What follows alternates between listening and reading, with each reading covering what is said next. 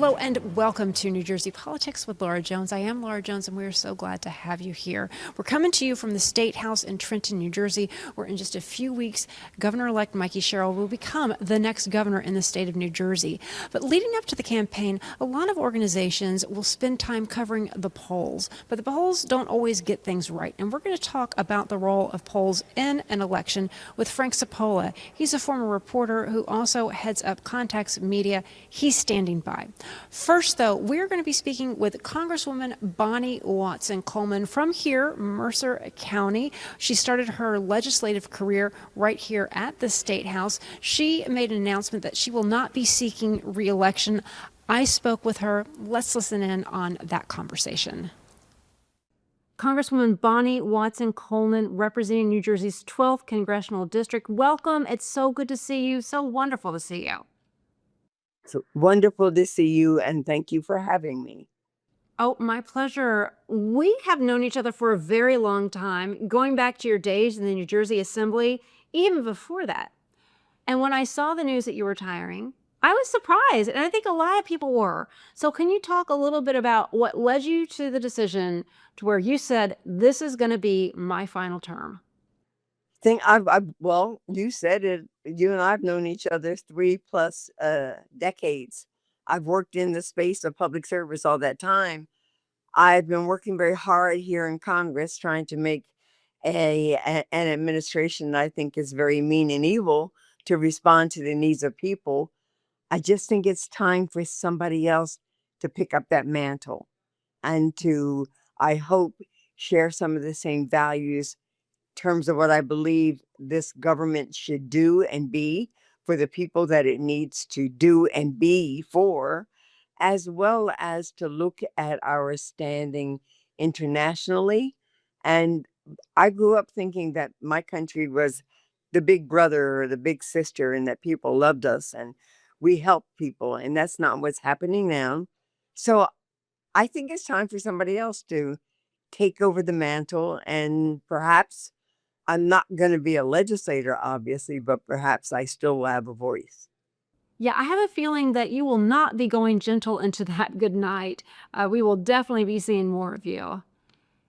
But you made history as the first African-American woman to be elected to Congress to represent New Jersey, and you've done so many things in your time in Congress. Can you talk about some of the highlights, as you look back to say, wow, this is incredible. These are moments that I'm so proud of, that I was able to accomplish X, Y, and Z. I set out to do this, and this is what I did. So let me just deal with being in the state legislature a minute. I became the first Black woman majority leader. I became the first chairman of the Democratic Party. Having been in those positions, I had uh, some influence with Joe Roberts in particular, a wonderful speaker. So he and I had an agreement on legislation that we won't let come up if I didn't agree. But we worked on important things like housing, A300, I think it is, or A600, uh, making sure that there is affordable housing. I worked on things like criminal justice reform, went all around the state of New Jersey, talking to people who were formerly incarcerated, family incarcerated, uh, folks who did research and all that kind of stuff. Out of that came a really significant battery of legislation. I thought it was scratching the surface. The New York Times said it was unparalleled. Then, I'm minding my business and my Facebook blows up, run, Bonnie, run. And I'm like, run what? You're like, I'm running for Congress because Rush Holt's not going to run anymore. So I had people like James G. and my husband and my brother and some other folks talk to me about what that meant, how that could happen. Got my husband to agree that should I succeed, he'd come with me. I won the primary against very good friends and new friends. And then I got elected to Congress. Came down here, found out it is very different when you're not in leadership. And I was not seeking leadership. Congresswoman, you served in the New Jersey General Assembly, then going down to Washington, D.C. in the legislature, you were in leadership, but when you went to Washington, D.C., you weren't really looking to get into leadership there. So, can you talk a little bit about that transition? Yeah, when I went down to DC, I decided I just wanted to be a member of Congress trying to advance policy and legislation that was important to me, that some of which I carried over from New Jersey, like the justice issue, the social justice stuff, the former incarcerated stuff that the Sup- the New York Times said was really good, and I thought was just scratching the surface. But when I ended up in DC, I just wanted to concentrate on doing legislation, being part of committees, and doing my work. So that's what I did, and I started out with Homeland Security and oversight at the same time. Had wonderful opportunity to work under Benny Thompson and Elijah Cummings, amazing people. We did some important things. Elijah and our committee people did the first emoluments act against emoluments case against the president, then Donald Trump. So, and you see what they're doing now. But I worked on some really good stuff. I do have stuff on no private prisons. I do have stuff on Second Chance Act. I got stuff on environmental protections and things like that in communities, small and large, urban and poor and rich. One of the things I'm very proud of is my work in mental health. I kept seeing all this stuff on Facebook about little young Black children trying to commit suicide, did commit suicide, talked about committing suicide. I knew in my community that that was a no conversation. So we put together an emergency task force on it. We had hearings for months, 6 or 8 months. We worked with a work group that has psychologists, psychiatrists, sociologists, teachers, etc., working with us. As a result of the information that we garnered, we did a report ringing the alarm. I think is the proper sounding the alarm, ringing the alarm. Out of that report, we put some legislation together pursuing equity in mental health. It has a lot of stuff in it. Yeah. None of that le legislation put close to $1 billion in resources, making sure there's diversity, making sure that, there was education, dealing with faith-based communities, schools, etcetera, everybody. Because in the Black community, if you were Christian, if you had a problem, they said, "Well, you got Jesus," you know? And it takes more than that. God has provided people who are very useful and helpful in space like this. Anyway, some of the legislation was incorporated, some was not. But I tell you what I think I contributed to.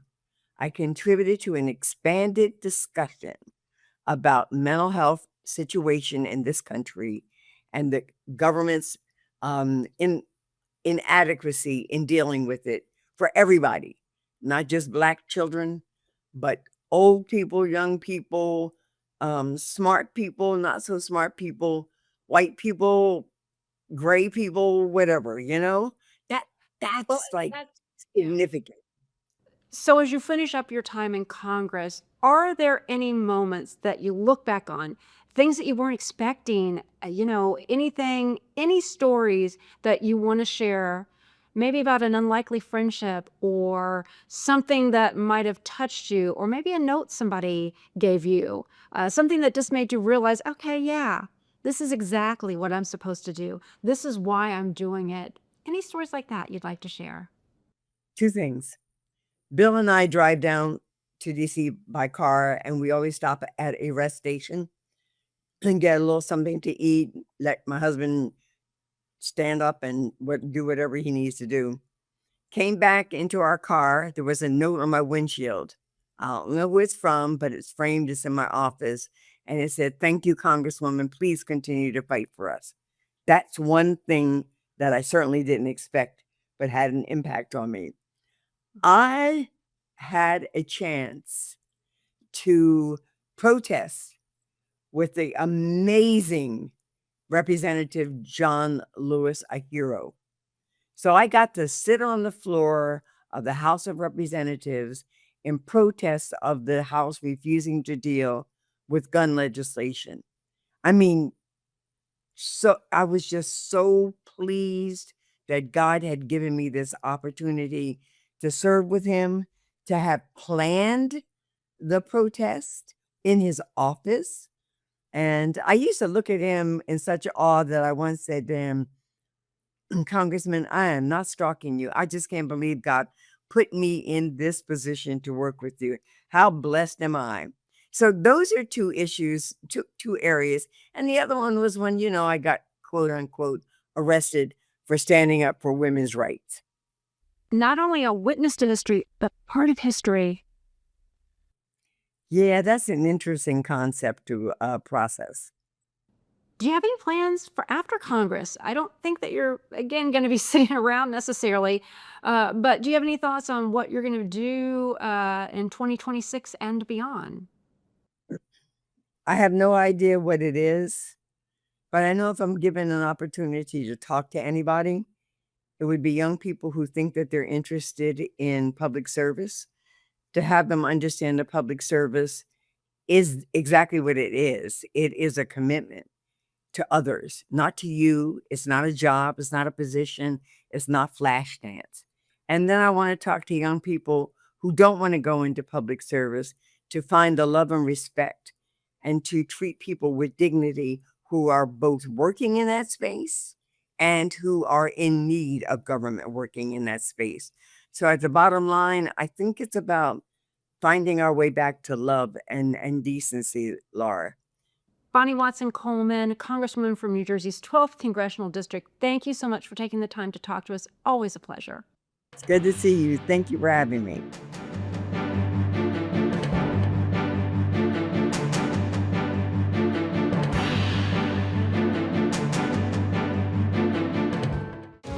At AmeriHealth, we understand what's important to you. It's why we offer some of the lowest cost health plans in New Jersey, with access to one of the state's largest networks of doctors and hospitals. Plus, with free 24/7 virtual care, you can see a doctor anytime and anywhere. And we're committed to giving back to help make a difference in our communities. Learn more at AmeriHealth.com. A health plan for everyone. Play it like the New York Sirens. Live in the spotlight. Etch your name in lights. Embrace the noise. And when it calls you, turn it up. Get louder. Play it like they'll hear us everywhere. Because this is our team. New York Sirens. Play it big.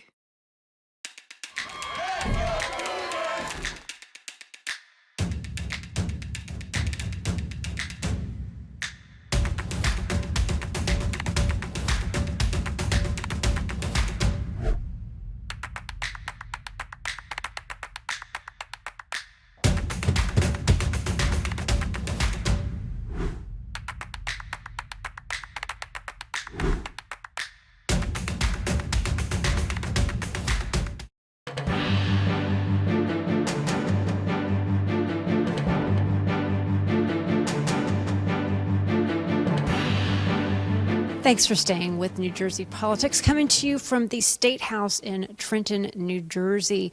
Recently, I had the opportunity to sit down with a former colleague and longtime reporter, Frank Sapola, who is now the owner of Contacts Media, to talk about the role of polls in elections and campaigns.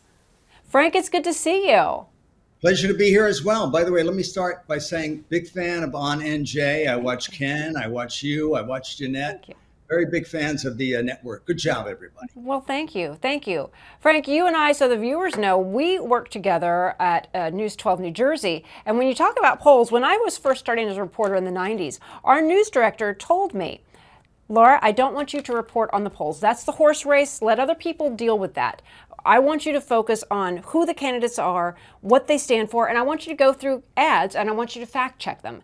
But now, in the day and age of 24/7 news, it seems that all you see are polls, and the campaigns are using that too. So can you talk to us a little bit about how things have changed through the years and the importance that many networks and campaigns put onto polls, which are getting it wrong? Well, Laura, you and I are old enough to remember that when they did a poll, they would call a house in Long Beach Island or Newton, New Jersey, or wherever it might be. There was a phone on the wall. It had a 25-foot cord. Somebody would pick up, "Hi, you Mr. Jones? Yes. Where do you live?" "I live in Newton, New Jersey, Sussex County." "Tell me a little bit who you might be voting for." You knew where that person was. And I'm going to preface this by saying I'm not a professional pollster. It's just all these years of watching these polls have gotten me to this discussion. I had this discussion just a little while ago with the former gubernatorial candidate in New Jersey. But the polls have been increasingly inaccurate beginning about 15 years ago and all the way up to this election. And it just drives me nuts because nowadays, people might have a 908 area code or a 201 area code, and they may be living in North Carolina or South Carolina or in Arizona. And somebody calls up and they say, "Yeah, who are you going to vote for?" "I'm voting for Jack Ciattarelli." But they have no ability to vote in that race. They're just telling people what they want to hear. And that's why I think that's one of the reasons why these polls are so inaccurate. Yeah. And the way television stations and campaigns and any other media are using it, they're practically framing it almost like a weather report or a crystal ball of how things are going to go. And it does impact. Well, I'll ask you, what do you think the impact is? How does it affect?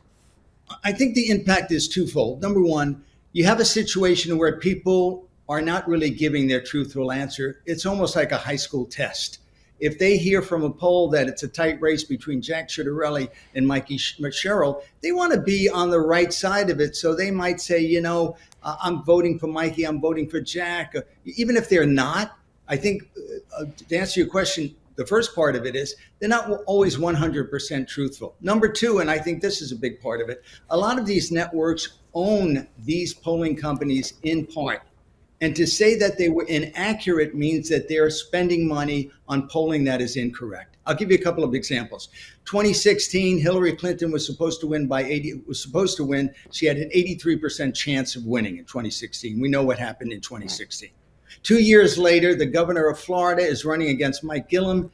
Mike is leading in 5 of the 7 polls the day before Election Day, and Ron DeSantis wins. And it's gotten increasingly worse. We saw with Mikey Sherrill going into the race, it was supposed to be so tight. Jack Ciattarelli was within, striking distance, or they were virtually tied. And look what happened. So I think what we have is a twofold problem. People are not being 100% truthful, and they may have an area code and live in another spot. And number two, the networks have a vested interest in a lot of these polling companies. And if they didn't talk about polling 6 to 8 months before Election Day, they would have nothing to talk about. Well, that's it. It's the nature of feeding the beast, 24/7 news. And a lot of times people who have that time to fill, because they don't always have journalists on with a lot of experience, they'll just say information and, well, we can correct it later. That's a whole another television show we could probably go into. But not only did they get it wrong this gubernatorial election, saying that it was going to be really, really tight, Jack Ciattarelli was in striking distance. 2021, Phil Murphy was supposed to walk away with it. And Jack Ciattarelli was within. I mean, we went to bed on election night thinking, oh, wow, looks like Jack Ciattarelli is going to pull it off. Next morning, it turned out that Phil Murphy did get by, but it was razor thin. So how are they getting it so wrong? Yeah. Yeah, here's the issue that this just drives me nuts. I've only seen one story so far on how the polls got it wrong on election night in New Jersey. Okay. And what they do is the networks never come back. And this goes through all the networks. They never come back and say, hey, you know what? We got it wrong, because to say they got it wrong will affect how they use it going forward. So, they don't admit or don't do a deep dive into why they got it wrong. They just continue to report it, or they say, hey, the polls show it was going to be a tight race. It wasn't. So let's talk about next year. And they just move on to something else. And they don't address the core problem. these polls, and I did a commentary on a TV show not too long ago, these polls have been inaccurate for at least 10 years, probably longer, and there's no real solution going forward. At least the networks, or there should be more articles about what is happening that is wrong and how to fix it, but we never hear about that. Well, and why do you think that is? Is it a lack of actual true journalists in the field? Because, you know, a lot of stations, you know, we've seen firsthand stations cutting the people who have, who make the higher salaries, who have that depth of knowledge that can report with context and perspective. We don't always have that. You know, to be able to say, oh yeah, I remember when this happened and when things were different. You know, why do you think that is? Well, you mentioned one of the things just a moment ago. You don't have the kind of experience that we had in the newsrooms when we were starting out. Yeah. I mean, I tell a story when I was at WNBC Radio. I was one intern there sitting with all these thunder voices who I'd listened to for years. And at the end of the table was Bill Maher Sr., the comedian's father who worked in radio. But he had been there 25 years. These old experts in news who are sitting there saying, all right, let's really take a look at this. Nowadays, it's almost in their interest to throw out these numbers and make it sound like it's a close race, because would you really be watching election night if they said it's going to be a blowout? Well, and would you come out to vote? I think that there are bigger implications too. You know, is the media complicit when they're you know, who's benefiting? I guess, you know, follow the money. Who's benefiting? If the polls are getting it wrong, why are they doing it? You know, we know that there are people behind the scenes, producers loving that horse race, the graphics, the red and blue bars coming and falling, and, you know, the visuals that are, you know, out there. And then they're feeding it to their reporters or anchors who may not even, they might just be reading from a script. They may not, a lot of people are just reading from a script. Let's face it. You know, let's be honest with each other. It's called the news business for a reason. I loved being in it 38 years. I loved every single minute of it, but it is a business. Yeah. And in part, these networks own some of these polling companies. And to say they were wrong would be that the network was wrong. So they're not going to do that. Number two, they're not going to take a deep dive because they need viewers to believe that it is accurate enough. So when the next election cycle comes, they can talk about it ad infinitum about, you know, what's coming up. And you're absolutely correct. If it's a tight race, it benefits everybody. It benefits the network because more people are watching. If it's a tight race, it means that they'll be there election night watching. It means more money for advertising and so on and so forth. It just drives me nuts when we see a race as we just did last week with Mikey Sherrill and Jack Ciattarelli, where, reading till the day before, it was supposed to be so tight that Jack was within striking distance. And then she wins by 13 percentage points. There was a race in Virginia for senator. Going into the election, the day before election, it had the eventual winner trailing by 7 points, and she won by 13 points. Yeah. So we can't continue to say that these polls are accurate because they are not, and we need a better system, a better methodology. So if you were a news director, do you think, would you ban them from your newscast, or, you know, slap a big old disclaimer, entertainment purposes only? Well, I think what you said a moment ago, and I think you're talking about the same news director that I am. Mm-hmm. I would say that to my reporters that news director said to you at News 12. Yeah. Mm-hmm. I don't want to hear about the polls. Right. I want you to talk to the candidates. I want you to drill down on the issues, but let's put the polls aside, because I think it frames something in people's heads. And they either say, you know what, my candidate is so far behind, I'm not going to vote. Or it's really tight, I got to get to the polls, and they wait online and it's a blowout. So, you know, just let the only poll that counts, and I know this is a cliche, the only poll that counts is the one on election day. And that's all we need to worry about. I applaud that news director who told you, Laura, don't worry about the polls, because she knows what's right. Yeah. Frank Zappala, Context Media, thank you so much for taking the time to talk to us. Always so good to see you. It's always a pleasure coming on. Again, I'm a big fan of On NJ. Keep doing what you're doing. Thank you. Thanks, Frank. And that'll do it for today. I'm Laura Jones. Thanks so much for watching New Jersey Politics from the State House in Trenton. We look forward to seeing you back here next time.